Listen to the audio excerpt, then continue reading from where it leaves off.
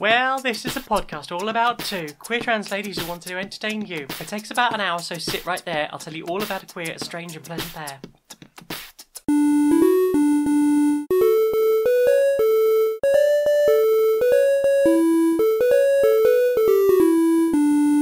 Greetings, strangers, queer and pleasant. I'm not Laura Kate Dale. And I'm not Jane Aerith Magnet. And welcome to another episode of Queer and Pleasant Strangers, that podcast where two queer trans ladies just try and make each other laugh. We have a bit of a goof, we do some voices, we talk about our weeks, we just have a bit of a catch up and that, innit? We have a go at the hippity hop. The hippity hop, and we don't stop until we stumble on our words, and then we do stop. I can't do hippity hop.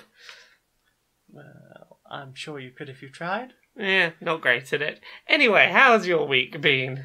It's been good. Another one in our 6 weeks of hard party times. Yeah, this was going to be like the final one, but I think it's turned from 6 weeks of partying to seven maybe. Yeah. The way that next weekend is shaping up, it might be 7 weeks of partying. To be fair, it was supposed to be quite a mellow chill in the park weekend, but it turns out it might be much more intense. Yeah, lots of the people it was going to be very mellow with aren't coming, and like a different person is coming who's probably going to be less mellow. It's probably... the weekend structure has shifted. Lovely, but it's going to be potentially far less mellow time. It's going to be a bit more intense, I think. So, yeah, this is the summer of partying. Like, when the weather cools down again, we're just going to sleep and hibernate until next summer, where we shall party again. It was the summer of not 69, but also well. It's been too hot for that, mostly. I mean, it's happened, but it's generally been a bit hot for that. So, where do we want to start this week? What have you played? What have I played? I played a bunch of stuff. We both played a bit of that Rick and Morty VR game. We did? On the PlayStation VR. Which is your sort of first experience of a move your hands around in a, like, square 3D space thing. Yeah. This was, like, you did a couple of VR things like that. Like, you did the, was this the same week that you also did the... Last week I had just about looked at some VR. I think I'd done the diving one with the shark. Yeah. Do you want to talk about the diving thing with the shark? Should we start with Rick and Morty? Let's start with Rick and Morty, yeah. Talk about Rick and Morty. We did virtual Rickality on PSVR. It was very weird initially because it was set up where you were quite short. Yes. I suppose like an average height user or sitting down. Your legs person. were like down in the floor. Yeah, for you. It felt quite weird initially, but at max height I was about right for my actual height, and it felt a bit more normal. And then it just felt weird that I was walking around in this cartoon environment. Yeah, so we had a couple of tech issues in that I just reset up the PSVR downstairs, and it wasn't quite picking up your hands if you went too low, I think, or too far forward, but generally, how did you find being in a 3D space in VR? It took me a little while to get used to things like turning the camera. Yes, because this one does, like, you can use a button to sort of turn your in-game character 45 degrees or so. Yeah, and that was quite weird, because it sort of realising, like, oh, I can't do this thing because the camera can't see me, so I need to sort of flick so that the arrow is pointing in a direction so that I can do this. And sometimes when it wasn't picking it up, if I got too low, it worked better if I sort of tilted it 90 degrees and then try and did it from a side rather than from top. One thing that, like, at some point I will set up the Vive in our living room at some point, and the big difference is the PlayStation VR only has one camera on top of the telly, whereas the Vive has, like, 4 in the different corners of the room, which means that you have a much better ability for it to see what your hands are doing from multiple angles. I really want to try those controllers as well. Yeah, they're weird. They're good. I like them, but they're weird. But other than the sort of little bit of tech issues you were having, it was interesting. I quite like the ability to sort of just like lean your head through like a portal or something like that. Yeah, the first time that a portal opened up and you stuck your head through and suddenly you were in space, you had a bit of a moment. You were like, oh. The space one was particularly weird because there's, like a lot more space.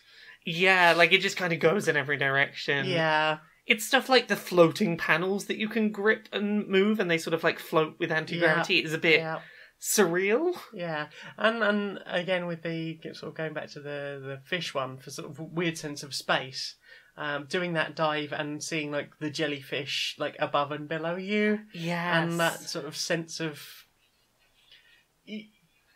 like depth that you don't get really in a two-dimensional game. It's really easy to forget that you're in that that you're sensing depth, and how weird that is for games to have a true sense of depth perception. Yeah, because when we were doing the dive, rather than doing virtual Rickality, because we moved the table out of the middle of the room for that. Yeah. But I did the dive on my own while you were having a night nap before Dice Funk, and I nearly banged my knees on the sort of table a couple of times.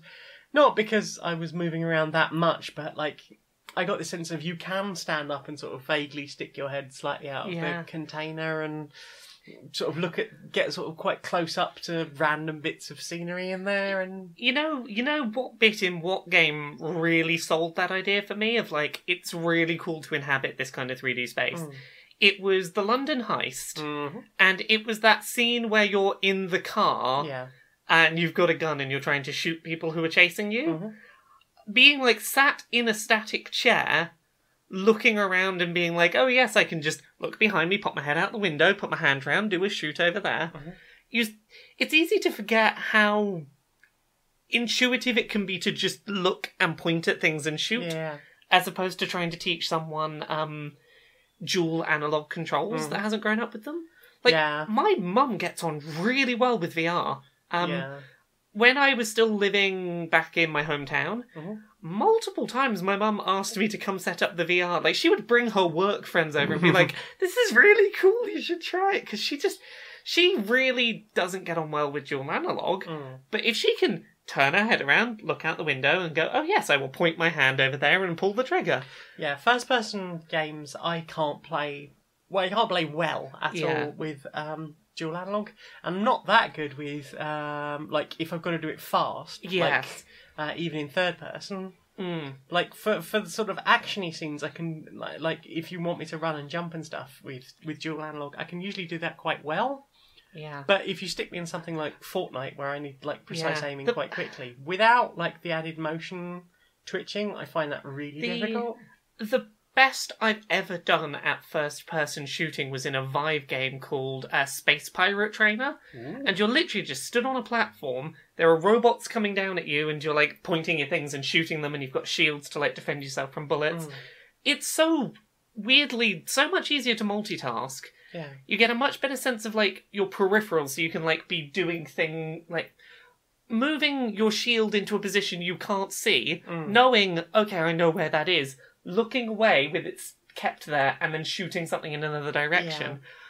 Like, you don't realise until you do VR gaming that it's like, there are things gameplay-wise that you can't do with dual analog sticks that you can with two VR controllers, which is kind of cool. With the virtual reality one, the bit where you've got to charge the battery by doing the different... Basically bop it on a table. Yeah, it's a bunch of like, here's move this to this move position. This up or down to flip this switch, put this battery in this slot. And it's do it quickly because there's a timer going. And you can sort of look straight forward and sort of lean to one side or the other and just grab everything. The thing that got me about that is that I could pick something up and look away and like, okay, what else do I need to be managing? And like put the thing where it needed to go without looking, because my sense of 3D space was like, oh yeah, I saw that was a bit up and to the left, okay, I'll just put it there. And generally get it right. It's weird to suddenly like appreciate, I know how to reach that. The one thing I would say is quite weird with VR is that there is a certain lack of agency with it.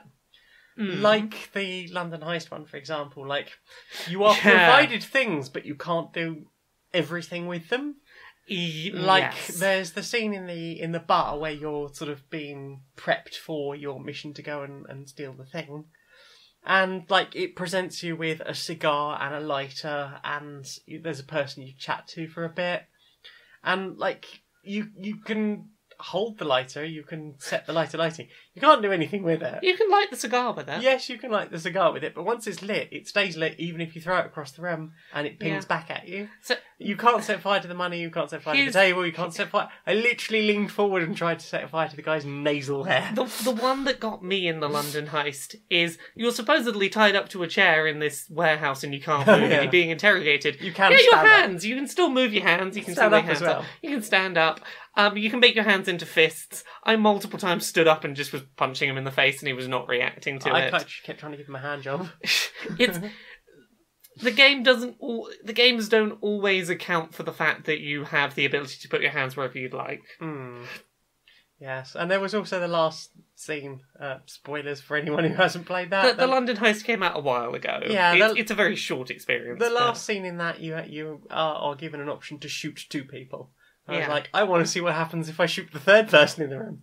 So I picked the gun up, and there is quite a weird moment where you turn that gun around and just like, that's quite a weird experience. Yeah. I'm pointing a gun at my own head. Yeah, it can be weird. But, how are you feeling about VR after you've now put a bit more... More VR. We need to do more VR. I need to finish playing through that game I started, which I should probably talk about, Pixel Ripped. Oh. Which it's probably the first VR game I ever played on like an old Dev Kit 1 Oculus.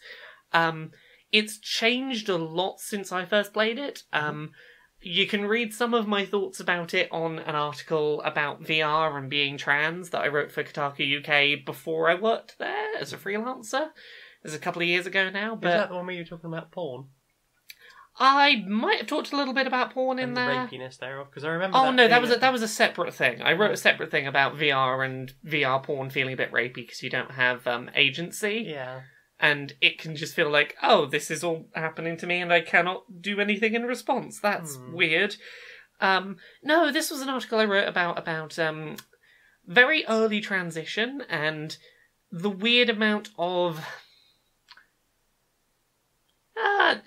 feeling like it was like, oh yes, okay, yeah, I fucking am trans, that came out of inhabiting female bodies in VR and being like, well, yep, that seems right, huh?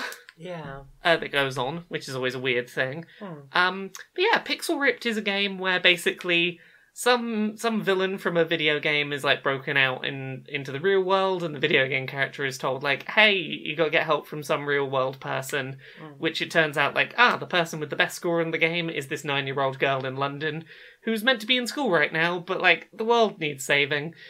So you start off trying to like sneakily play video games under the desk in class, and you're like putting the Game Boy physically under the desk with your controller to like hide it away, and like trying to distract the teacher. With spitballs? Yeah, with spitballs so you can get the console back out and play. And then when you finish the level, the game starts like unfolding around you in 3D space in the classroom. It's really weird, isn't it? Yeah, it was really cool watching you play that.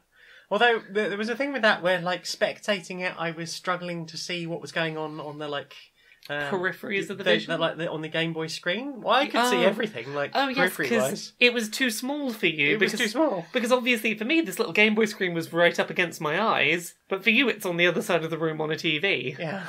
So, and also there was the fact that, like, I suppose, like, considering it would have been the equivalent to me sitting about, 2-3 feet from that screen? Yeah. Roughly, size-wise.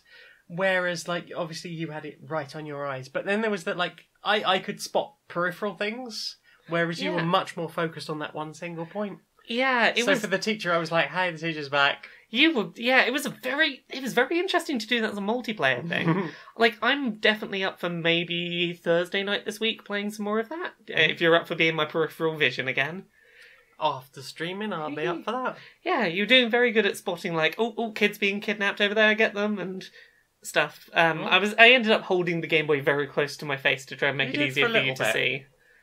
And then I was like... And then you moved back. Yeah. But no, I'm very much enjoying that.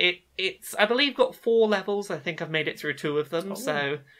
Yeah, we're about halfway through it already, but yeah, it was a lot of fun. Very much enjoying that weird, silly experience. Yeah, nice to see those sort of Game Boy styly graphics sort of spreading out into the world in a weird 2D and 3D space. Yeah, it was very interesting. It was also very weird when I got a kiss from a 2D character. That was very strange. I was like, no, get away, you're in 3D. One thing that I would really like to see would be if you could take some of the old... sort of 3D games and like pop them in VR. Like, maybe like 3D Quake or something like that would be quite interesting. I don't know if anyone's modded that. But the one that I would really like to try in 3D would be a game called Normality. I don't know if you've ever played it. It was essentially a point-and-click game. And you are... it was one of the first, as far as I know, that was done first-person 3D perspective. Oh. And you play Kent Knutson, who's just been... just got out of prison for whistling to an overly cheerful tune. Because he lives in an oppressive state where like cheerfulness and thoughtfulness and not consuming is bad. And it's quite silly and irrelevant. And I believe Corey Feldman plays Kent. I would love to see something like that because it's sort of this weird, slightly cartoony world. It obviously exists as 3D space, so you could, in theory, sort of rig it up to VR and look around to it, and then it's like 2 button controls on the screen. I know people who've set up games that weren't designed for VR to work in VR, so basically one-to-one tracking, so as you start moving your head to one side, it basically moves the mouse pointer, if it's supported mouse, turning, and like turns it that way. Cool. It can be a little fiddly to get the speed to match up properly. Yeah. But if you can get the head movement speed to match up correctly, you can definitely make it work. Yeah, I think the only problem with that was I seem to remember the walking speed is quite quick.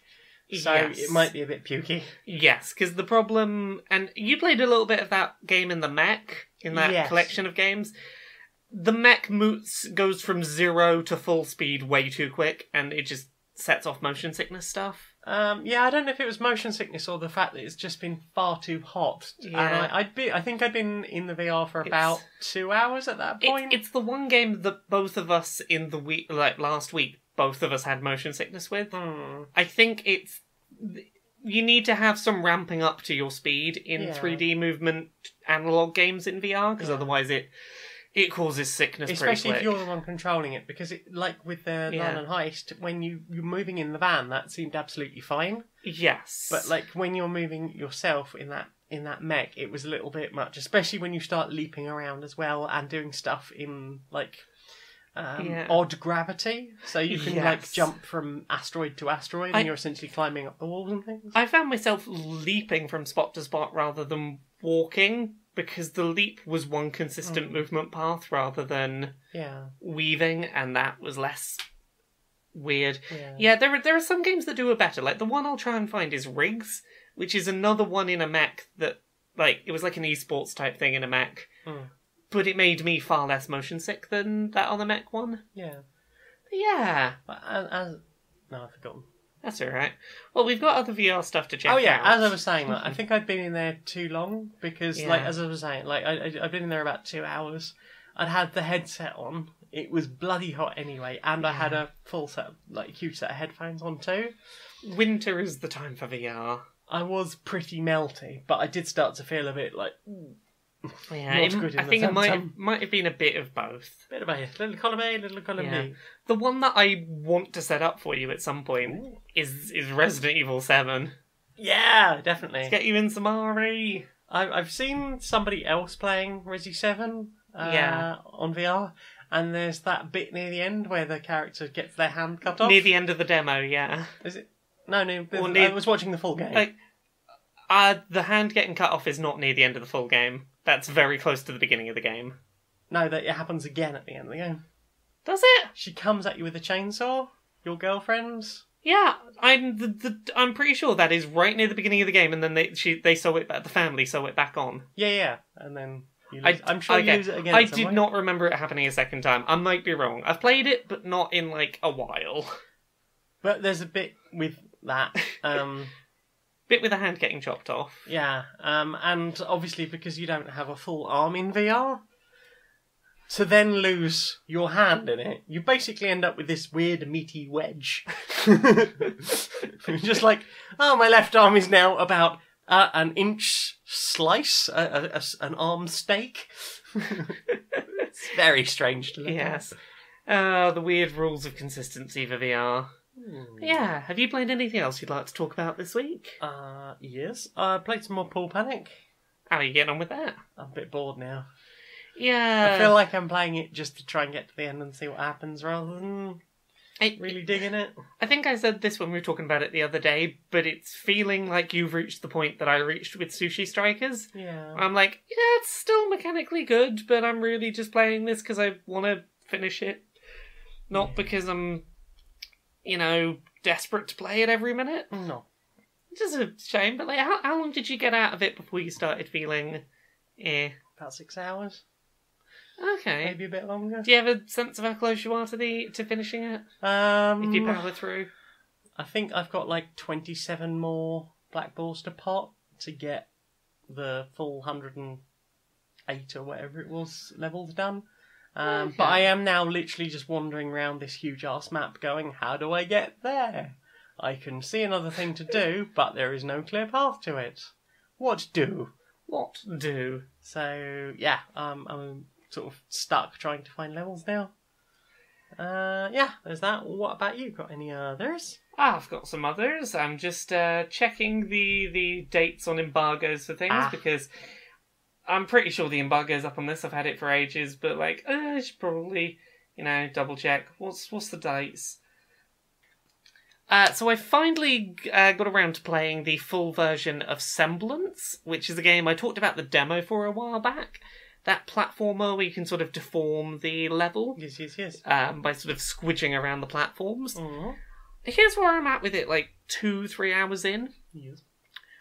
They do a good job of giving you new things to do consistently. It never feels like it's making you do the same puzzle more than once. It's got a lot of fresh ideas. So that's very good. That was one of my big concerns, was will they find enough unique things to do with this mechanic to keep it fresh? I do have one problem, though. I've hit a progression wall, and I can't work out how to progress. This game, Have you tried deforming the progression wall? Yes, I have. So, one of the things this game does is it has no text. All of your in-game tutorials and indicators of progression are done by, world design and non-verbal storytelling. Mm-hmm. And while that's generally okay, yeah, I can see the positives to this, and it generally does it pretty well, I've reached this big wall that stops me getting from to the final batch of levels. And presumably, I'm guessing to unlock it, I have to complete a certain number, I think, of the levels before that progression wall, I think. Right. There are trees that, when I complete levels, will sometimes one of the branches will glow. Okay. But I don't consistently know how to make those branches light up. I don't know if I have to 100% do all of the levels inside that bit of the tree to make the branch light up. And I don't know whether I have to get a certain number of completed trees or just a certain number of completed lit up branches overall. I can't work out from these non-verbal cues what is the marker of progression that will allow me to unlock going further forward. Yeah. And until I can work that out, I'm hesitant to play more. Because the problem is I've done all the levels that I can reasonably work out within, every time I got stuck on a level, I gave it at least 10 minutes and then went, no, okay, can't work this out, I'll go try the next puzzle. Oh. So I've done all the puzzles that I can reasonably do. And what I'd like to do now is just focus on, what are the puzzles that I need to do to progress? Oh. I don't want to go back and try and do every single puzzle from the start, hoping I hit the ones that will let me progress. That's why I'm kind of hesitant on it right now. Well, it's out now, so hopefully people will guide you to it. Either that, or I might just email the developer and go, hey, what do? It's the fact that I can't work out how to progress is not great. No. But I enjoyed all of the puzzle stuff up to there. Alright. So that's where I'm at. What else have you played? So I played some Fran Bow. Ooh, tell me about Fran Bow. Fran Bow's brilliant. I supported it on Indiegogo, 2-3 years ago now? It's such a good little game. Nice little point and click, with a slightly Alice in Wonderland slight vibe. Is this the one you streamed last week where I walked downstairs and it was a therapy session talking about suicide or something? Yeah, it's pretty dark, and I'd almost forgotten how fucking dark it was before I was like, yay, let's do a stream and try and have fun chats about this. Oh yeah, her parents are dead, and And she's like a young kid, right? I would imagine so. I mean, I can never judge children, especially animated ones. I would guess she's the 10, youth. She's the youth. 10 to 14, maybe. If I had to guess, she could be younger. Okay. But she's in a mental hospital with lots of other children, and when she takes the pills, she sees the shades, sort of dark shadows, sort of hunched over the other children, sort of keeping them in place or tormenting them slightly, and that sort of seems to represent their depression or whatever their condition it happens to be. There's a really pervy security guard who seems to be perving on Fran. There's the way the children talk about some things. It's quite dark and disturbing. The game gets really, really sweet later on. Okay. There is a point where something happens, and I think there's been a lot of game theories about that sort of that game and sort of what is actually going on. Some people have theorised that Fran actually dies at some point, or something has happened, because obviously things get a bit more fantastical even without the drugs. So she will start meeting talking bugs later on in the game. At one point she turns into a tree and goes to a magical faraway land and meets a interesting sky axolotl thing. Axolotls are adorable, so I'm on board with that. I don't know if it's definitely an axolotl, but it's sort of that type of thing. Yeah, and she has a friend who's sort of a skeleton in a hat and a smart suit, who keeps sort of mysteriously popping up, and she will or will not find Mr. Midnight. Mysteries. But it's a really good game. It's not that expensive, available on Steam and probably humble store and stuff, and it's really good. But a little bit dark, especially at the beginning and kind of at the end too.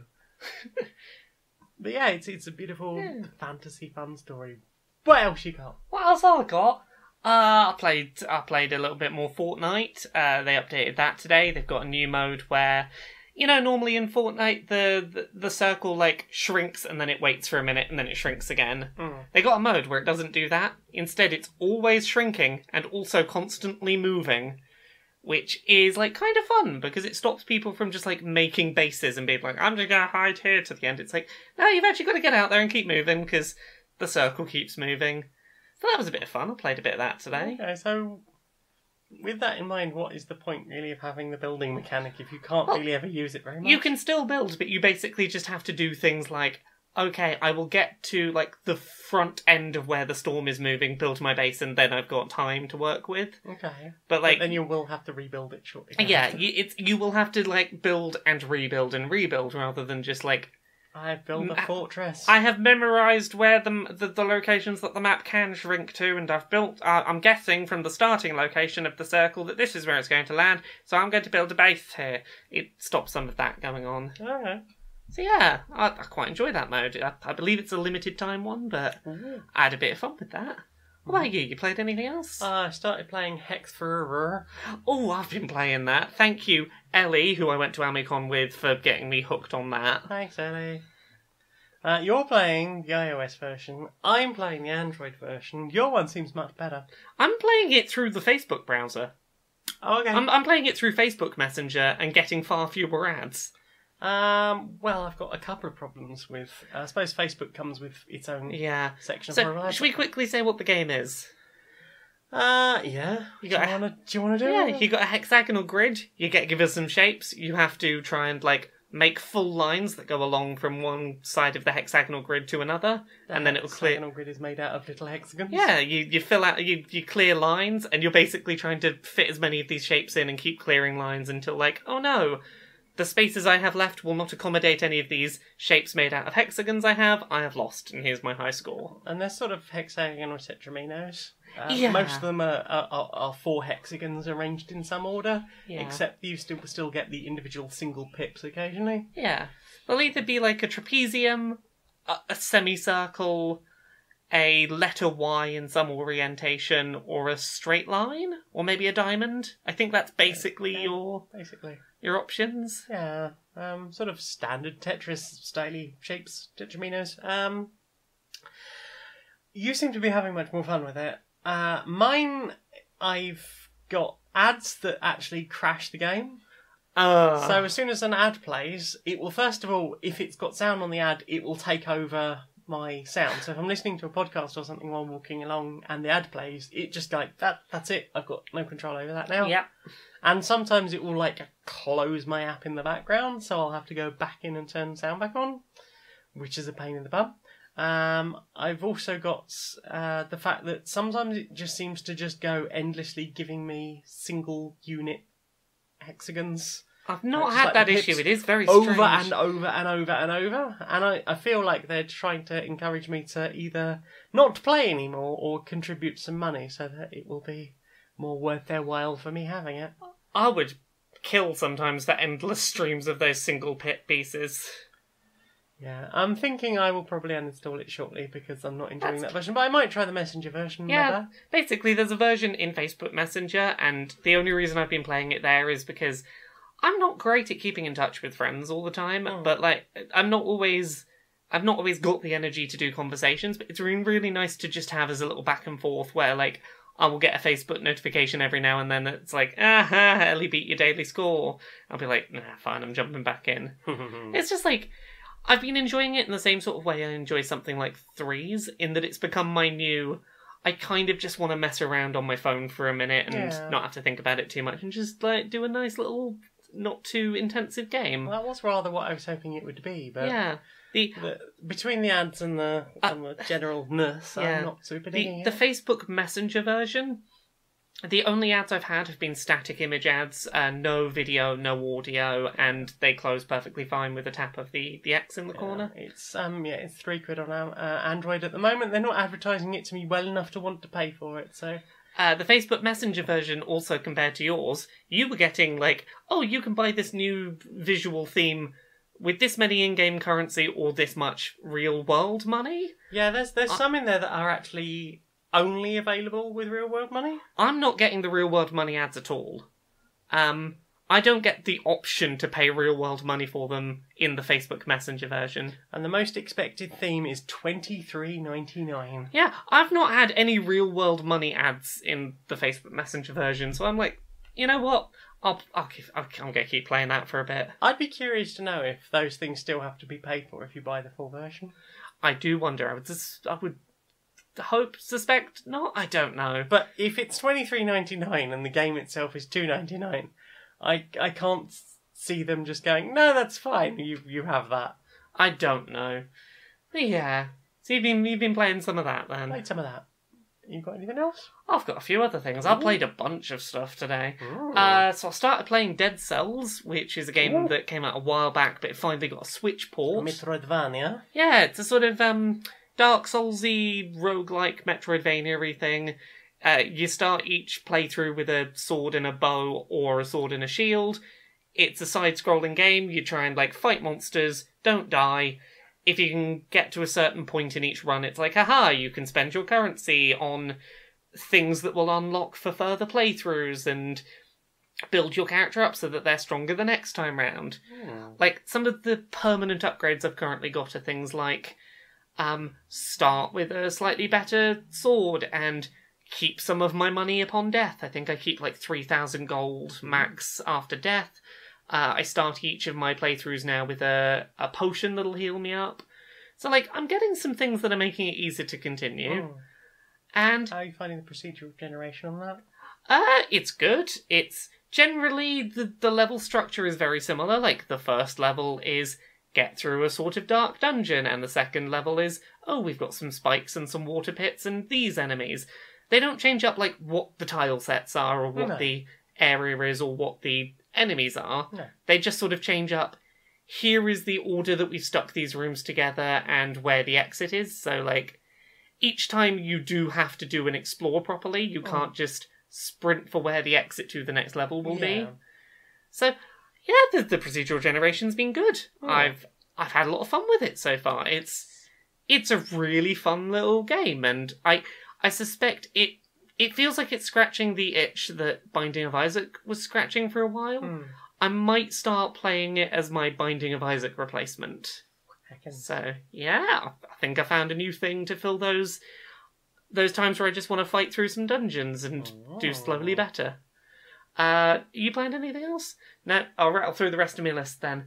So, I started playing a game called Flipping Death. It is a side-scrolling sort of puzzle game in which you play a young girl who accidentally dies very early on in the game, and she's a little bit in denial that she's dead, she's in the underworld, and through a series of misunderstandings, she ends up being Death's temporary replacement, while Death goes on a holiday to the moon, because it's the only place anywhere near Earth where nobody has died, and as such, there's not going to be any ghosts bothering him. Okay. So Death goes off on a holiday to the moon, and you're left in charge of his job, because misunderstandings. And the basic mechanics are you can throw your scythe to places and then warp to it, which is your sort of traversal mechanic. And ghosts in the afterlife will be like, I have these problems that are stopping me from moving on to the afterlife. You have to try and fix those problems in the world of the living by possessing living humans and making them do your bidding. So it's a lot of hopping back and forth, working out what humans exist and what they might be able to do, possessing them, trying to use them to accomplish things. Examples of things previously, I took control of a man with an ice cream cone, and he thought his ice cream cone was possessed and pulling him around. So I was getting him to do things with his sticky ice creamy hands in order to help solve problems. I took control of a dentist at one point who was just waving his drill around, and I could sort of control where he pointed his dentist drill. It's got a really good sense of humour. The voice acting is really good. And it's got this gorgeous art style where it's all 2D sort of paper flat objects, but they're layered in 3 dimensions. So a really good example was there was a car that I was driving at one point along this road, and my only controls were left and right in sort of 2 dimensions. But the road itself was a 3D road that was getting into the foreground and background. So you were seeing this paper vehicle fold and change as it sort of went along this road. It looked really cool. Cool. Yeah, it's got a very distinctive art style. Yes. The humour's really interesting. So far I've not got too stuck on the puzzles. And I'm enjoying this sort of switch between the worlds of dead and living mechanic. So, seems a lot of fun. I've put maybe an hour and a half into it, and I want to keep going. The map doesn't look huge, so I'm expecting, at guess, maybe 5-6 hours to complete, I would guess. But, yeah, that's an interesting one. And yeah, I think that's the ones I want to talk about this week. Alright. So yeah, should we move on to the next section of the show? Yes. So, right, come on in. Sure. We got a meeting, we got to do our meeting, so. Excellent. Sales for our high caffeine energy drinks have been dropping recently, and here's my problem. I think the names aren't intention catching enough. We've got to really capture the extreme market, so I put this meeting together today because we need to start putting together and brainstorming new intense flavors. Sure. Have you got any suggestions? Well, I was thinking maybe something like Nitro Adrenaline. Ooh, I like where you're thinking. I'm going to suggest Heart Attack Aluminium. Sure. Okay. We're going for really, really serious. So Fork in a Socket Blueberry. Steak Inferno. Oh, I like that. It is really going to appeal to the more masculine the type. 18 to 25 male demographic. Absolutely. We're really going to enjoy the idea of a very spicy steak energy drink. Yeah. How about Scotch Bonnet Stroke? Oh, I like it. How about... Oh, I think I've got the best one, the most intense one there is. Stubbed your toe on the table. Stubbed your toe. Damn, that's pretty hard. It's pretty hardcore flavor. I like it. Maybe make it something sour that'll physically hurt their mouths. What about Liquid Palpitation? Oh, I like it. How about Explosive Decompression? Girl. fucking genius. Fantastic. Let's start getting these to market right the heck now. All right, Mr. Snugglebum. Oh, you doing all right, Cuddlebutt? Yeah, pretty good. Been taking out some of the old wardrobe monsters, you know. Oh goodness, you've been on under the bed monster duty again. Yeah, under the bed, in the wardrobe, you know, with the creature that lives in the mirror only comes out at night. Still, gotta protect my kid, gotta protect them. Oh, exactly. You know, it's a never-ending job, this one, isn't it? You just kind of go every night. Got to be on the lookout because those creatures could be everywhere. They could be a shadow sort of near that rack over there. Yeah. They could sound like a car going past. They're sneaky, these creatures. The ghost that lives in the toy box after dark. Oh yeah. Now some of them got so many arms and claws, you know. Oh, Of course, no. Firstly, I find the worst bit is that you have to, like, you've got to clean it all up, all of the monster bits. Once you've defeated them, got to clean them all up, because, you know, a monster blood is an absolute pig to get out of carpet. Exactly, and you've also got the problem of having to get in and out of bed to, you know, cuddle and make sure they're all right, without them waking up, you see, because that's always a bit of a problem, is like not waking them up, because otherwise you don't want them, you know, you don't want them having a stress about this, because they're trying to sleep. Well, exactly, and it probably scared them, you know, to see you just bashing the crap out of this monster with a mace that you happen to have secretly stuck behind a mirror in the house. You know, my arsenal, you know, you've got to pull the coat rack and then press the book in on the shelf. You know, if that all rolls back, you don't want a kid finding out, obviously, you know, so I have to make sure that sneak in and out of bed quite quickly, bop the monsters, clean up the mess, shove them out the window. Oh, I've got to get going. I'm pretty sure that monster under the rug's snoking about. I'll see you in a bit. Yeah, good luck. So, what have you looked at this week? What have I looked at this week? What have you looked at this week? I watched some more My Hero Academia this week. Started watching season 2 of that show. I'm still very much enjoying it. While its first season was very much person who has no powers gets superpowers and he just wants to be a really good hero. Season 2 has had some, like, really interesting, kind of dark, like, story threads that I found really interesting. So I'm gonna give one... Season 2's been out for a while. I'm gonna give one example and, like, not ruin how this plot thread ends too much, but because in this particular world a lot of people are born with superpowers, it touches on this story of very early on, before these things were regulated very well, a lot of what was happening was arranged marriages around trying to get children who would have, like, the best combinations of powers. And that is obviously presented as a very bad thing.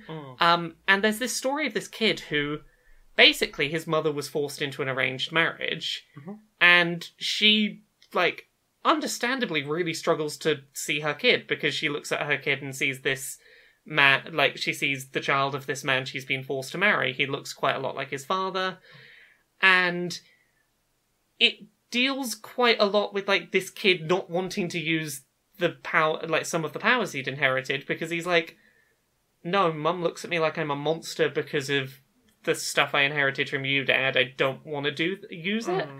And sort of, there's quite an interesting discussion about how to get over how to get around feelings of, I inherited X from a shitty parent. I don't want to be like that shitty parent. How do I avoid being like them? Like, it was a really interesting little story that was going on about, like, not the main character, just some really interesting side character. Season 2's been really good. I've been really enjoying that. I think season 2's where I've been like, I get why people are very into this show. It had some very good fight scenes as well. What about you? What have you looked at this week? We watched the Brighton Pride March. Yes, we did. It was really good. It was really nice, and it led with some L with tea. Always very, very nice. Yeah, the opening was some cis lesbians and some trans people all just walking in solidarity together. Yeah, more of that, please. London Pride could learn a few things. Yeah, well, the big thing we were pointing out is it made such a difference not having the barriers up. No barriers. You felt much more connected to it. Yeah, where London Pride had, like, big barriers along the whole parade route to stop you getting near. Yeah. Brighton Pride was just like, you might get told to step back if there's a big van coming through and they're not sure that you're far enough back for the turning circle. Yeah. But generally it's just like, you could just sort of go and have a bit of a dance near the floats. And we did. yeah, there was nothing to stop you, like, walking into the parade to give someone a high five and walking back. There was certainly enough to high five people like on floats and stuff. Yeah, we had a bit of a wiggle. Yeah. It just felt a lot more connected. It did. By nature of like, oh, if you need to cross the road, you can do it. Just like wait for your second. And I also felt like by percentage, it felt less corporate than London Pride had. Yeah, don't get me wrong, there was corporate stuff. Oh, there was there, a lot of corporate stuff there, including some of the same people that we'd seen at London. But like overall, it felt like there was more community stuff. Yeah, it was also really nice seeing how many people recognised sign language. Yeah. Because we were doing our little thank yous to the some of the emergency services way to shout people. And say thank you to the emergency services people, like the good ones, the police and the ambulance crews. The ambulance and the fire people, we were doing our thank yous to. Yeah. And we got lots of thank yous back. It was nice. And it's a good chance to practice your sign language. Yeah. So yeah, that was we had a good old time. We did, had a lovely time, and then we went to a house party, and then we managed to get possibly the last train back. Yeah, we went back. Because 30,000 people got trapped in Brighton. So, yeah, we didn't go to the Britney Spears concert that was happening. Yeah, it sounds like, from people I know that were there, apparently a lot of non-LGBT people went along to that because it was an excuse to see Britney Spears on the cheap, and it apparently did not close enough to see. Yeah, the gay people that turned up could not get close enough to actually see Britney in a lot of cases. Not that straight people can't go to Pride as allies, but yeah, but like it seems like the percentages of people make it seem like perhaps these were not people who went to Pride as allies and then went to Britney. It's like, cheap Britney tickets, woo! Yeah, but because we didn't go to Britney, we went home a little earlier, we had to feed the cat. And we had a nightmare time getting on a train. Yeah. I think normally an hour journey took like 2.5 hours. Yes. But we did it. We did. And apparently, like, after the Britney show let out, it was just like, no, here's like 30,000 people. Trains were leaving with no people on them. And then it was like, that's the end of service today, bye. Yeah, bye. And they had to put up like shelters for people overnight. It was a thing. Trains a little bit fucked. A little bit. I'm glad we left when we did. What else did you look at with your eyes? Eyes, I finished reading Lumberjanes Volume 8. Wow, is it? It's awesome and still very wholesome and lovely. And more Lumberjanes, please. Yeah. I've ordered 9, so... Is 9 the one that's out this week? I think so, yes. Awesome. Is it raining outside? It's raining! Oh, thank goodness. It's raining rain.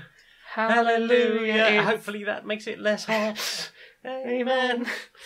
Oh, we're melting still. It's still very freaking hot. It's very humid. Hopefully that will get rid of some of the humidity. Yeah. But yeah, Lumberjanes, freaking awesome. Also started Squirrel Girl Volume 3. About halfway through that is very good. Because it's Squirrel Girl. More Doreen Green, please. I have been thinking about putting together a Doreen Green / Squirrel Girl cosplay at some point. Ooh. Do the thing. Any excuse to wear a tail. I've even got some little acorn earrings to go with it. Oh. Yeah. What about you? What you looked at? We both looked at Crazy Ex-Girlfriend. We did. We binge-watched most of the first season. All of the first season. We finished it. Yeah, we started season 2, didn't we? We'd just broken into season 2. We did. How are you feeling about Crazy Ex-Girlfriend a season in? They're not very nice people, are they? Most of them. No, none of them are good people. None of them are good people. They're all bad in their own ways.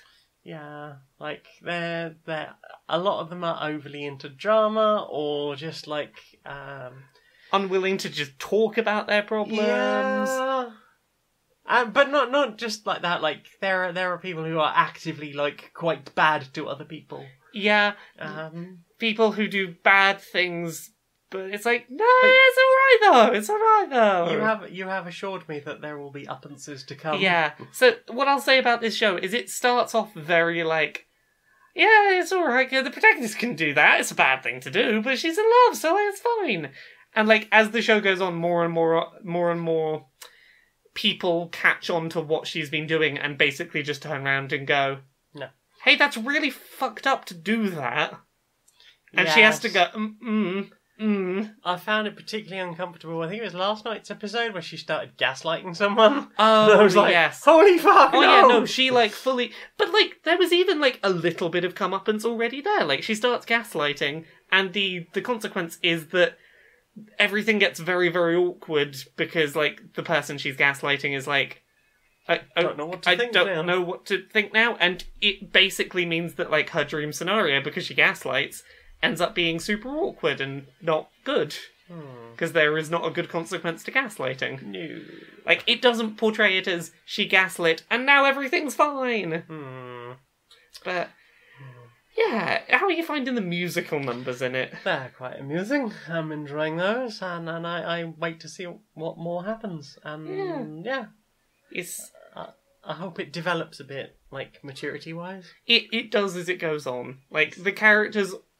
Particularly, like, I'm thinking a lot about the end of Season 3. The end of Season 3, the main character, Rebecca Bunch, is a very, very, very different person to who she is right now where you're at in that show. There's a lot of growth to happen. Yes. But, yeah, did you put anything else in your eyes? I've watched lots of videos on YouTube of people fixing badly modded consoles that they bought on eBay. Oh.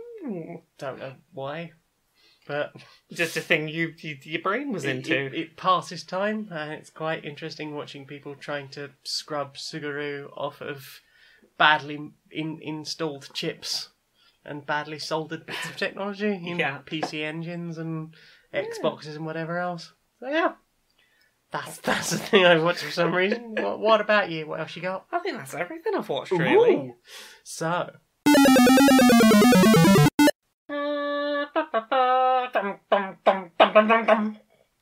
Good evening, and welcome to the news at 9:19 p.m. I'm your host, Newsy McNewserson, and I'm here with my colleague, also doing the news. Hello. Today's top story: the entirety of the UK is being relocated out of their offices. Why? Do you have the information for us? Absolutely. What seems to be happening at the moment is that the UK is suffering from ridiculous amounts of heat and humidity. It's absolutely ludicrous. Far too much. People can't cope with it. However, what has been noted is that coffee shops tend to have air conditioning. And it tends to be ruddy good air conditioning. Absolutely. Also, coffee is generally better than you will find in most offices. Indeed. Also, some of them have chilled drinks in drinks containers, which also benefits on the heat.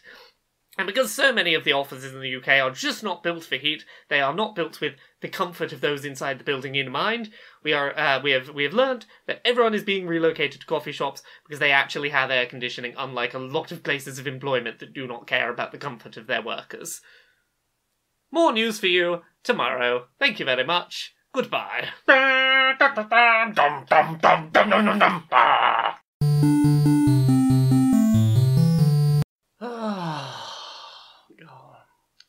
So much has changed this year, isn't it? Oh, I know, the world's really gone downhill because of all them rich people really turned our world, on the downturn, didn't they? Yeah, I knew capitalism would be our end, but I didn't think it'd end quite like that. Oh, I know, all of this hoarded wealth, I knew it was going to be a problem, all of this wealth accumulated in a few locations rather than spread out evenly across the world. I just assumed it was going to be like some kind of people's uprising. I never expected that, no. No, exactly. I never thought that the downfall of our world would very directly be an interest in those accumulated piles of wealth they had. No, but of course that's the problem with interdimensional dragons. Exactly. They're just drawn to the wealth. Exactly. As soon as they realise, oh no, all of this wealth is held by like 15 people, they just went and sat on it. Yeah. Yeah, now we've got dragons here, and that's we've got a lot of dragons. Problem. Damn you, capitalism. Exactly. The weird thing about the dragons, though, is the fact that rather than sitting on the wealth, they have rather become sort of bankers.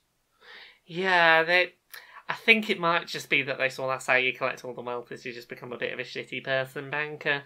Still, it was quite fun when they incinerated Jeff Bezos. Oh, goodness, I certainly wasn't complaining that day. No. Right, let's get back to living under interdimensional dragon rule, I suppose. Yeah. Damn capitalism. So, what have you put in your earhole places? My earhole places? Yes. So I've been listening a bit to a track by an artist I would not have thought would be on my listening list. Demi Lovato, who is one of these, like, Disney Channel singer types. Like the Mileys and the Justin. Yeah, one of those, like, Miley Justin sort of types that came out of the Disney Channel. My awareness of Demi Lovato was one of my younger sisters was very into Demi Lovato for a while. I remember, this must have been about 4 years ago, I would guess. I took her up to London at ridiculous AM to try and get in line for a signing at HMV. We arrived at 5:30 AM and the line was already 450 people and was, like, capped and they weren't letting anyone else in. So we waited around for 8 hours for my sister to get a glimpse of Demi Lovato getting out of a taxi swarmed by a bunch of people and going very quickly into a side door of this HMV. And my sister described it as the best day of her life. Aww. This few seconds of Demi Lovato getting out of a taxi and into a car she saw.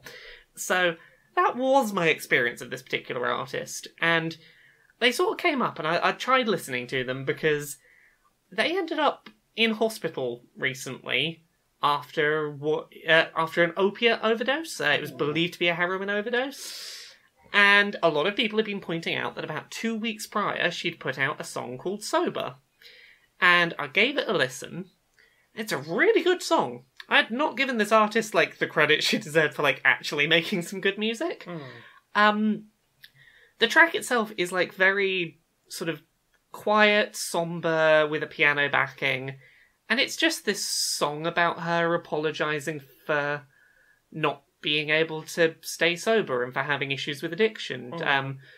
She primarily talks about alcohol in the song, but she talks a lot about, like, feeling like she's let her parents down, feeling like she's got a really big platform as someone with that level of fame to be a role model, and that she feels like she's letting her fans down by not being a good role model at that level of success.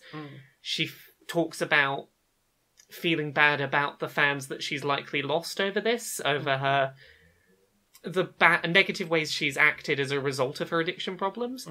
And it's a really powerful song that, like, feels very emotionally charged and takes on an additional level of weight when you realise sort of the actions that followed it. I think I mentioned this to you. The thing it left me reminded of was the Linkin Park song. I believe it's One More Light, I believe it's called. Which was the song on Linkin Park's final album about suicide and about, you know, someone will care if you go, and if you're not around, someone will care. And the lead singer on that song later committed suicide, and it's another of those situations where it's like, yeah, this song, when you realise the actions that follow it, ends up having additional weight to it. So I think it's well worth listening to this track. You need to be in a headspace where, like, I'm okay with listening to a thing that might make me a bit sad. Yeah. But it's just a very powerful song about addiction and sobriety, and it feels very real, particularly with the understanding of the context of a couple of weeks later. So, yeah, what have you listened to this week? Well, I rearranged my tracks on my phone by date added. They are currently by track title. So I ended up listening to things I've not listened to for ages and kind of forgot I even had on there. So Goldfinger, Superman, came up over the weekend. Oh, yeah. When we were at that party, they were just like, has anyone got any music? I was like, a couple of thousand tracks on here if you want. We had a very interesting music selection at that party. We really did, so yeah. I had a good sing-along to that when Skater Boy came on. Yeah, we listened to Skate Our Boy. Goldfinger, Superman, nice bit of scary jump upness. Letters to Cleo, I Want You to Want Me. Oh, yeah. I really like that version. It's a version that they play on the top of the school at the end of 10 Things I Hate About You. Yes. I'm just going to go through these quickly. Fall Out Boy, This Ain't a Scene. It's a goddamn arms race. It's a goddamn arse face. I can't hear that song without hearing It Ain't a Scene, It's a goddamn arse face. It's another one of those ones that was sort of quite popular at the time I was getting divorced, or like my marriage fell apart. So it was like, Like, yeah, I was listening to that a lot, and Black Parade. Yeah. So yeah, like it's got that sort of like, yeah, I need something to bounce around to and get some energy out. Ocean Colour Scene, Profit in Peace. Ooh. You know that one? I don't know that one. There ain't no profit in peace, so we got to fight some more. It's about capitalism and yeah. war. It sounds like a thing I would probably agree with the morals of that song, I suspect. It's quite a good sort of almost anthem-y track. It's one you could march to, certainly. Ooh, I think I need to listen to this. It sounds like it'd be up my alley. And Fool's Garden, Lemon Tree, which is a track I heard while I was, like, my first week living in Greece when I was 16. Ooh. I don't know if I ever told you about this. Maternal parent shoved me over to Greece. Yes, I'm aware. 3.5 months just to get rid of me. Yeah, I'm vaguely aware of this. To go and work in her friend's husband's taverna. They were divorced. Yeah. Well, they were separated at this point because the locals didn't like her walking around with no shoes on. They kept coming to him and calling her a slut, and he was facing disgrace of the village as a result of it. Oh no! It's fine for tourists to do it, but not for a local person's wife to be doing it, apparently. And it's a very weird track. Yeah,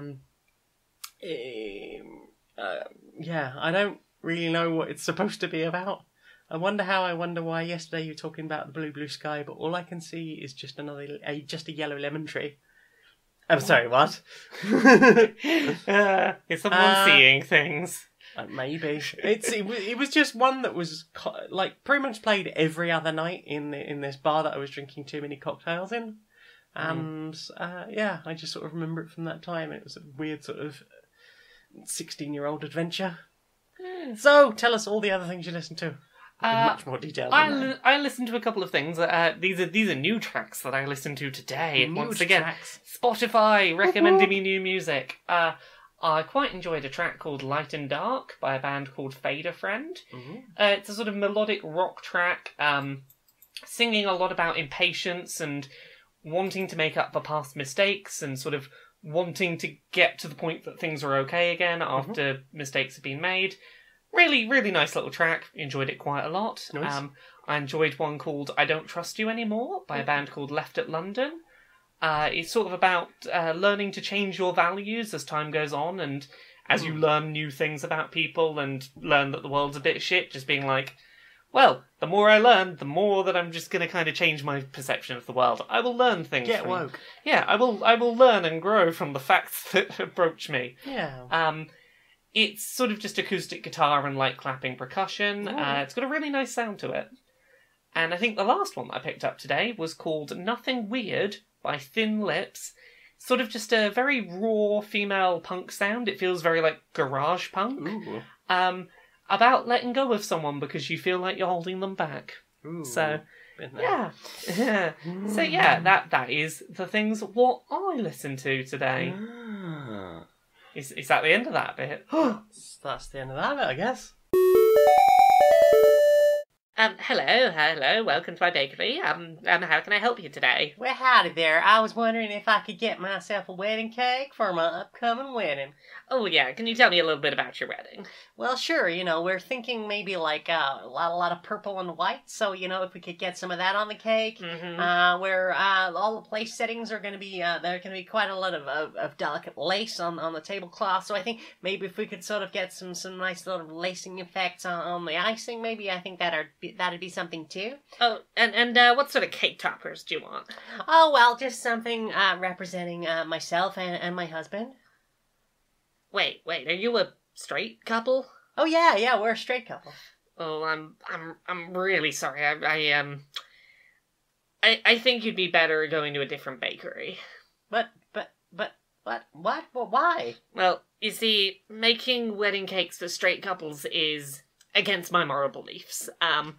So if you look at the facts, most straight couples that get married will have a kid and will statistically likely get divorced, and I don't think it's morally right to do that. You're having a divorce that's, leaving a kid with that's paying for a kid. I think that's morally wrong, and as this is statistically most straight weddings, I morally object to doing a cake for your straight wedding. Well, I think that's perfectly reasonable. I will find somewhere else. Can you recommend someone in the area? Oh yes, I know a lovely straight baker just like 4 doors down the road. Oh, thanks very much. Have a lovely day. Hello, Mr. Musk. It's nice to meet you. Thank you for this meeting. Please call me Elon! So yes, you called this business meeting. What did you have in mind for our company? Well, as you may have read on Twitter recently, I'm a massive fan of the game BioShock. I've decided I want to start an objectivist utopia on Mars. That's what my SpaceX program is all about. Okay, where did you get this idea? Well, it was a little bit of BioShock, and I've recently started reading Atlas Shrugged. Of course you are. That Ayn Rand, she's a hottie. So, this is your plan for making things better for the world with your enormous wealth, is it? Is you're going to build a objectivist utopia? Absolutely. I will take the best and brightest. They will come and live in Castle Galt on Mars that I have built. Are you sure it wouldn't be better to maybe use that money for something on Earth? Make Earth a bit better? No, I don't want the pobs having it. I worked very hard for it. It is mine, therefore. What are you, some kind of communist? As someone who runs a company that actually pays their employees enough of a wage that they don't have to pee in water bottles during their shift, yeah, I'm not super on board with this plan. But have fun with your Mars colony. Thank you, I will. Considering that Mars has not yet been terraformed and it's all going to be very experimental, it's probably the best place for you. It's only a matter of time. Anyway, if you're not going to do anything useful for me, would you kindly get me a Coke? Would you kindly get me a Coke? Oh, you can get your own Coke. But I said the thing. How about this? Continue the training!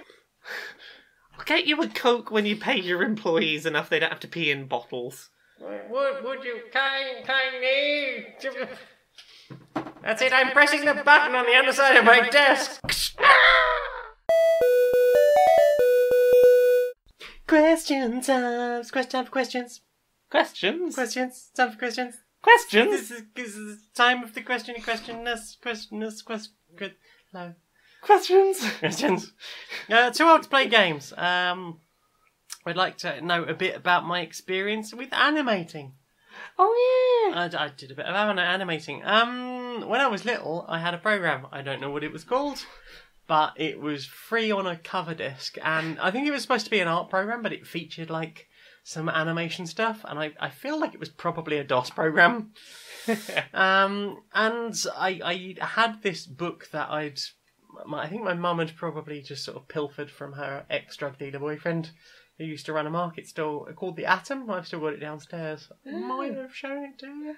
Yeah, I believe so. It's about this tiny little circle that flies through all these different things. Yes. And it sees the dinosaurs and it sees the sort of rise of humanity and stuff. And then it gets put inside an atom bomb and blown up. That's not... I mean, that seems more like the adventure of an electron than a whole atom. But, we'll give it that. It's quite an interesting little sort of picture book. And so I sat... it was one thing... It was obviously quite easy to draw, and therefore reasonably easy to animate. So I used to do this thing where I would sort of start with this sort of blue version of the atom, and then it would sort of maybe blow up, and then it would become like a galaxy. And then you would sort of zoom in a bit, and then it would do something else, and then there might be some fireworks, and then there'd be maybe a little person walk cycle, or it might grow arms and throw a ball across. Just sort of fun little, and constantly coming back to, hey, it's the atom again. Maybe there's two of them. Maybe they multiply. And that was sort of my first fun time, and I just spent hours just freestyle animating things, going, okay, what happens now? Just with no pre-planned thing, just what happens now? Have I ever told you about the time I did some animation? You did some animating? Yeah, when I was 10, maybe 11. This was in between year 6 and year 7, sort of between primary school and going up to secondary school. Yes. This was back when I was still considered top percentage smart kid before my brain started going all weird.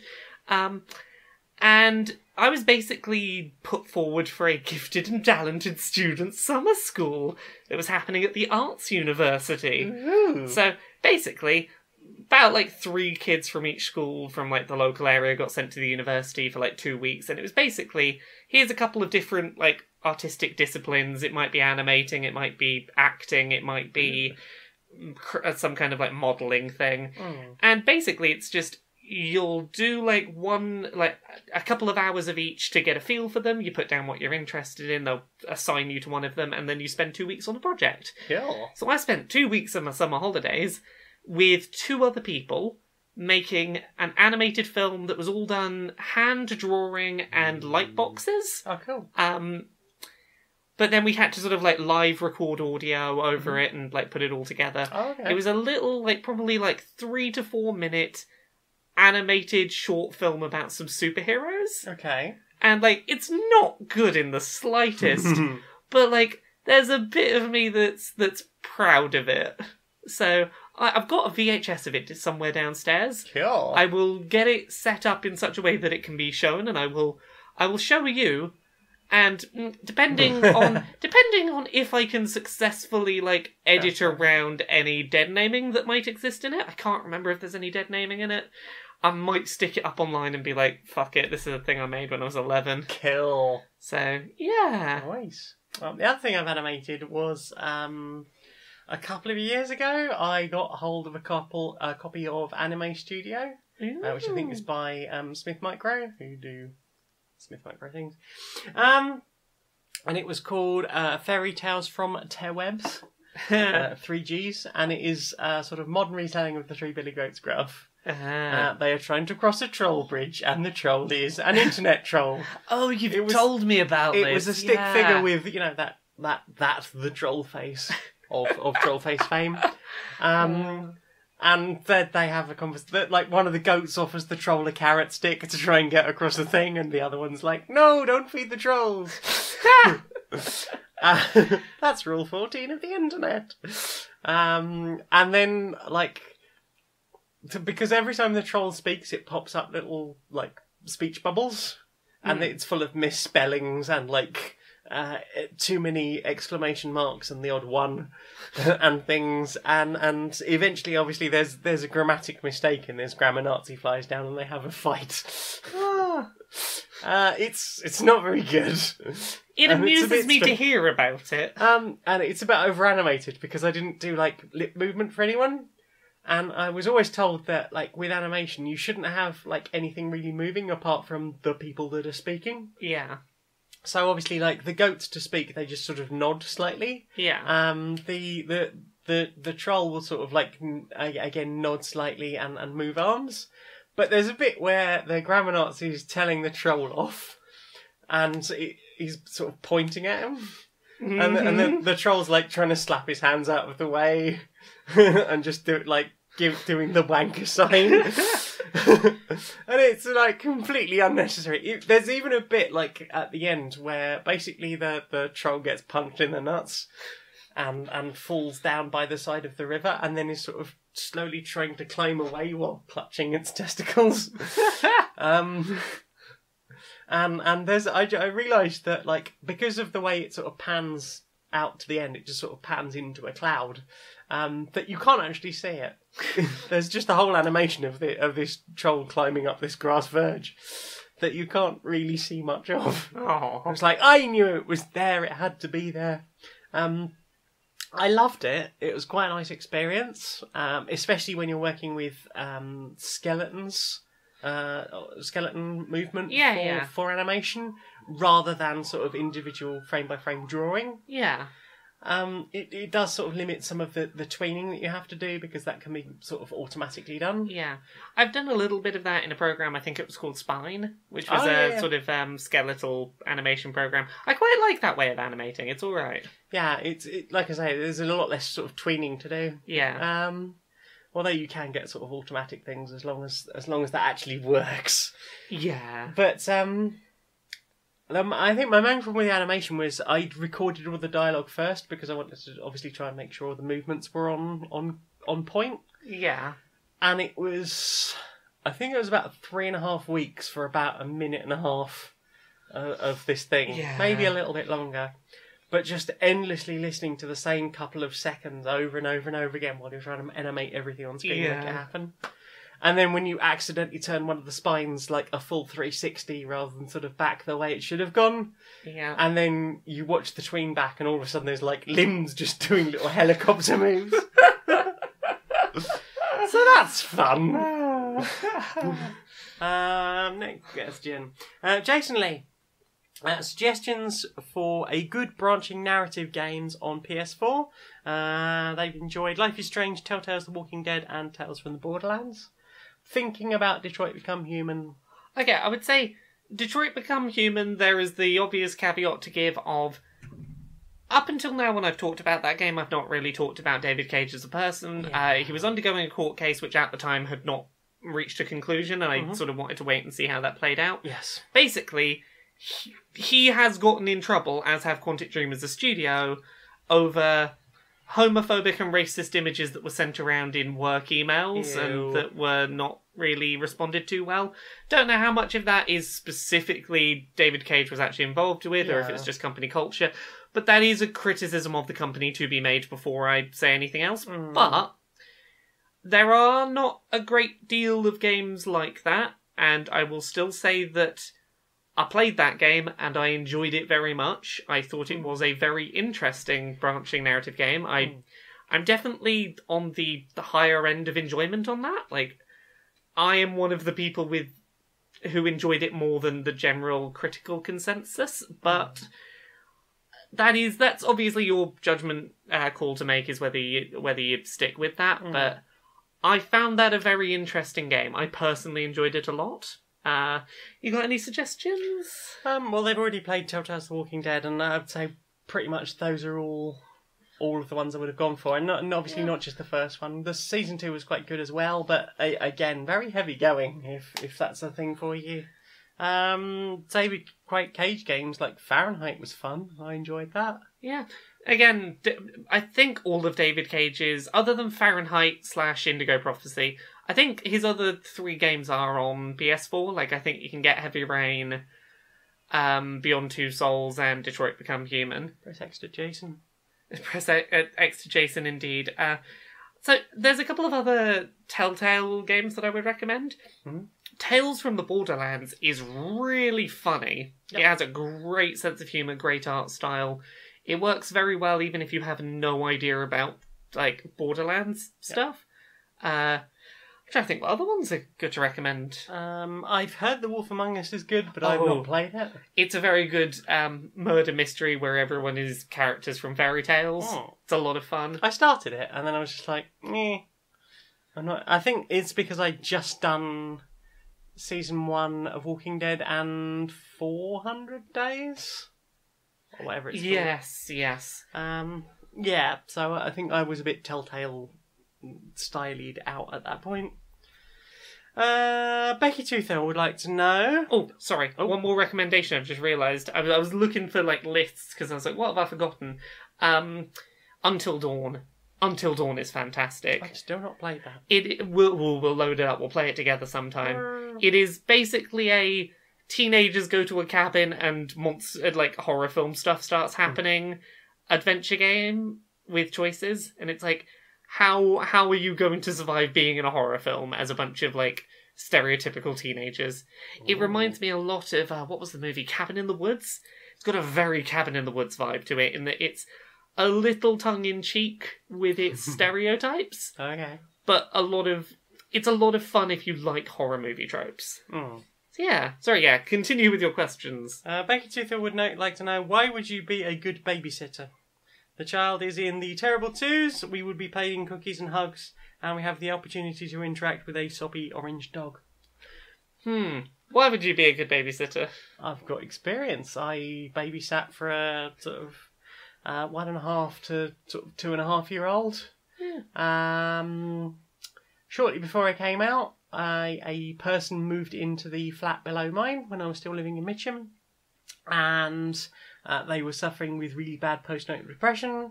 I think they popped up because they needed something one day and had seen that there were sort of 2 youthful people in the building that were living directly upstairs, so they came to speak to us, and we sort of had a chat. They became friends with my housemate, and then sort of I slowly fell in as well.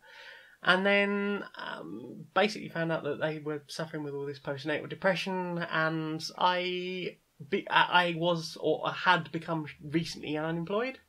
So I would sort of go and do my job centre-y, searchy bits, and then I would spend some time helping out with the baba.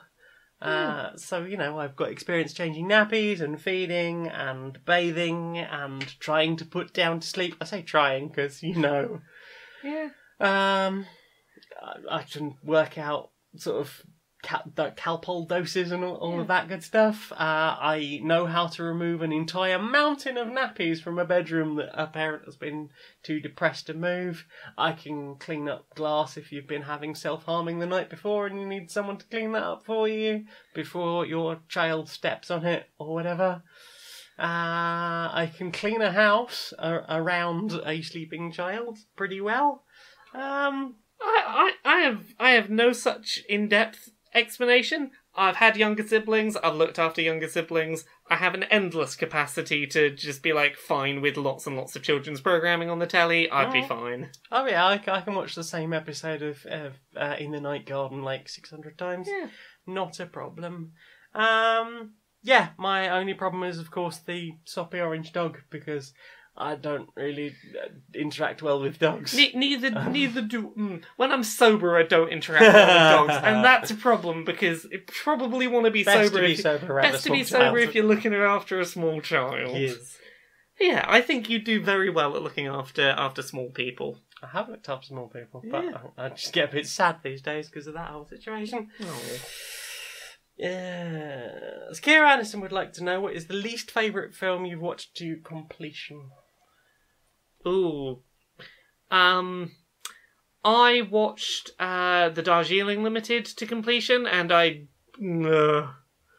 just felt like falling asleep. It was just not enjoyable.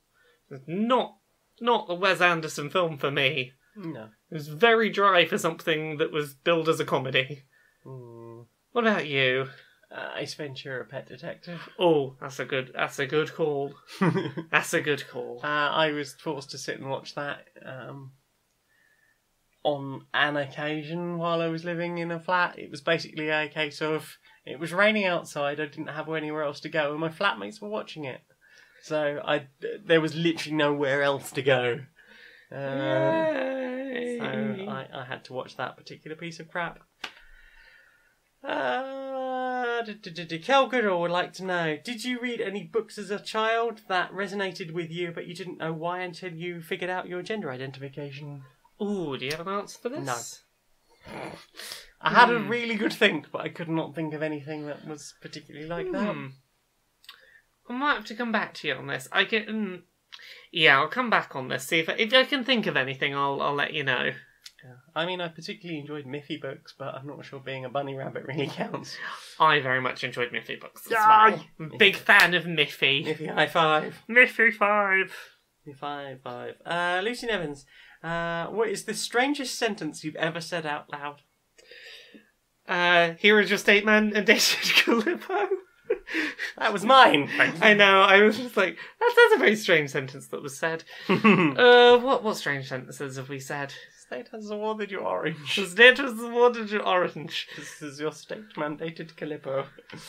Have you got any other weird sentences you've said? Oh yeah, because we know someone that sort of tags us with amusing quotes that we've said. Yeah. So I looked back through my Facebook to see if I could find any. Oh yeah, I might do the same now. Have you got some? I'm going to be a minute finding mine. So they have a breast form that has a slash in it at some point. At some point it has been damaged. And I said, that can be your Nick Fury boob. Your tit fury. You need danger music for a butt touch. I suppose. I think I was just constantly wandering up to them going,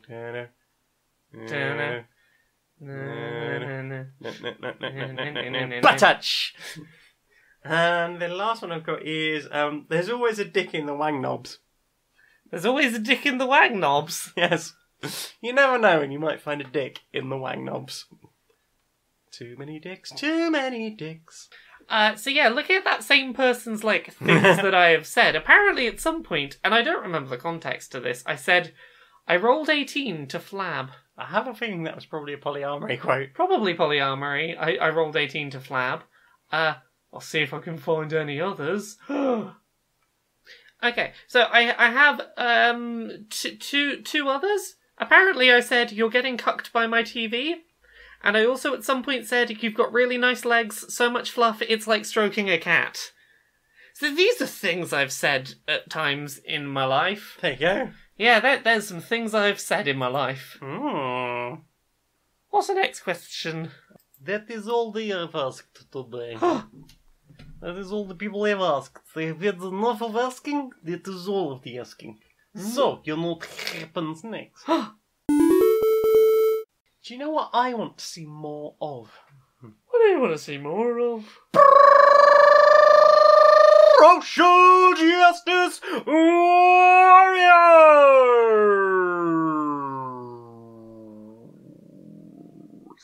Hello, Larry. Hello, Barry. How are you doing today? I'm not too bad. Feeling much better about the intro this week. Oh, yeah. You really nailed it this week. Yeah, thanks. Yeah. Happens in canon, yeah. That was, you had an alright week then, have you? Yeah, not too bad. I went to that Brighton Pride to support a couple of gay and trans friends who were going. Some of them feeling a bit, nervous as it was their first one, and not terribly supported by their family. Yeah. So it was nice to go and I went along as well. It's a shame we didn't bump into each other. Brighton, big place, lots of people. Yeah, and I actually can't more talk about a thing that's to do with that amount of people. Yeah. Yeah. So there was a lot of issues getting to and from there, because of the number of people on the trains. And I was going to suggest maybe we talk a little bit about the trains, because... they've been quite up the Swanee recently, especially around here.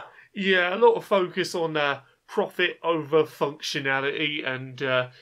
it's not been great recently, and I was... we were talking about this the other day, weren't we? What was that suggestion you had? I'll forget. What was it you were suggesting? Nationalising, obviously. I'm of an age when I remember when the National Rail was in fact National Rail, and, British Rail was British owned, and so forth. So, it's only a relatively recent thing for me to see all these different coloured trains for different brands going in and out of different stations. But the thing that struck me most, not just the fact that there were 30,000 people stranded in Brighton, trains leaving with nobody on it, and all these people just stuck in a really bad situation. But the fact that for maybe the last 5 or so years that I've been using the train services around here, there have been times when, a 20-minute train journey has maybe taken 3.5 hours because everything's been cancelled.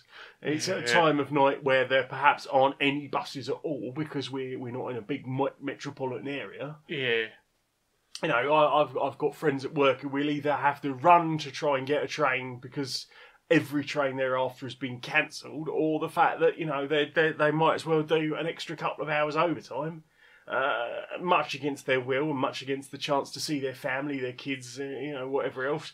And they're suffering because of that. It just goes on and on and on. And just the fact that the train service is being run so badly, what right have any of these people got to be making profit when they're not even running the bloody service? Well, this is it. It's one of the most convenient and, in theory, consistent, reliable ways to get around the country.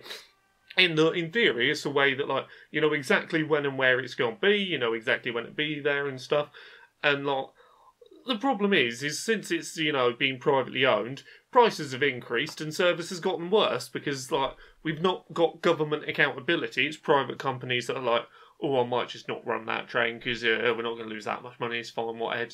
It would help to have some level of, oversight and accountability, indeed. Yeah, there was a thing in the Telegraph recently. I was seeing that they were looking at the sort of average cost for rail fares about 100 to 150 miles. Now, somewhere like Poland, you're looking at sort of £9. Italy, Belgium, about 16. France, a little bit more expensive. But for Britain, it is considerably more than that. We're talking about nearly 97 quid.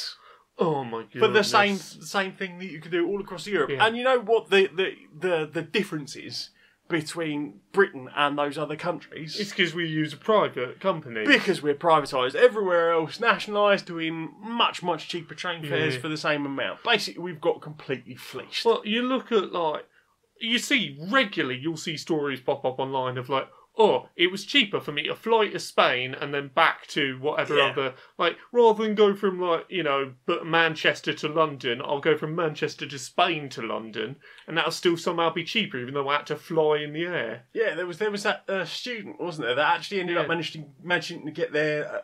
A, faster and B, cheaper. Yeah. And managed to get... And that was even with, like, a couple of hours layover in the sun having a nice drink. Yeah, having a lovely time. But, yeah, I mean, that's just the state of trains at the moment. And I think, you know, whatever else you might think of the Labour Party at the moment, the fact that they've been talking largely about nationalising rail is quite a thing. Yeah, we definitely need to sort that shit I would definitely like to see us return to that era. Yeah, absolutely. I think you know, you get all these ridiculous nationalism things. Like, let's not talk about, you know, keeping foreign people out of a country. Let's talk about owning our own infrastructure. Oh goodness, yeah. Before anything else, like if you really want to, you know, argue for all these things about, oh well, you know, it's what's better for the country, what's better for the country. You know what? Having a diverse groups all across the country does huge benefits. Yeah. For everyone involved. Let's have diverse people own the trains and fund the NHS. That's what I'm really like. You can sort that out. We're good. It'll be golden. Yeah. Well, that was a good old chat. It was. You know what we haven't done? We'll have that hug. That hug. Oh. Yeah. Oh. I'm glad we're keeping up with this. Yeah, it's a good hug. It is a good hug. Yeah. Oh, I feel much better for this. Yeah, same. Well, it's a bit hot in the UK though, so maybe we won't keep it much longer than that. Yeah. Well, it's been lovely seeing you again, Larry. We will bump into each other again and have more interesting chats. Indeed, soon. bump into you same time next week probably. Probably about the same time. I can't remember. Did we at one point canonise it that we lived together? I thought we don't did. know. Yeah, it's fine. I mean, I'll see you throughout the week, but for you know, have a good old chat this time next week. Yeah, that's generally when we have the chat.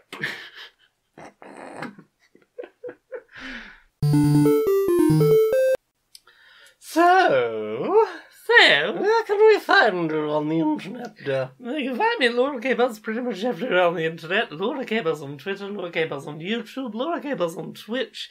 You can find me Monday to Friday, 9 to 5 at kotaku.co.uk. You can find me on Dice Funk. I'm on seasons 3 and 4. Each season's a self-contained story. It's a D&D 5th edition podcast. Go listen to season 3 in particular. That one is like a finished story I'm very proud of. I'll turn up, I think it's episode 9 I get teased in. Episode 10 I show up properly as a cast member in. I've been re-listening to that recently. I quite enjoy it. Am I on anything else? Can't remember. I've got a book coming out probably end of this year. Possibly two. Possibly a second book coming out summer of next year. I'm talking to people. The serious book is coming out the end of this year probably, the memoir. Middle of next year maybe. Maybe something a bit sillier. Yay! It's going to be fun to write something that doesn't make me cry every time I sit down to write it. Yeah. What about you? Where are you on the internet? I can be found at stonemonkeyradio.blog. I'm Maniac Janiac on Twitter and YouTube. I stream or try to stream every Thursday-ish on twitch.tv/Janiac. Where else am I? I think that's it. SoundCloud.com, Janiaris Magnet. That me.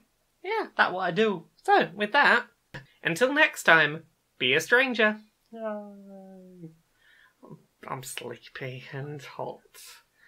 Silly rain. Cool it down already.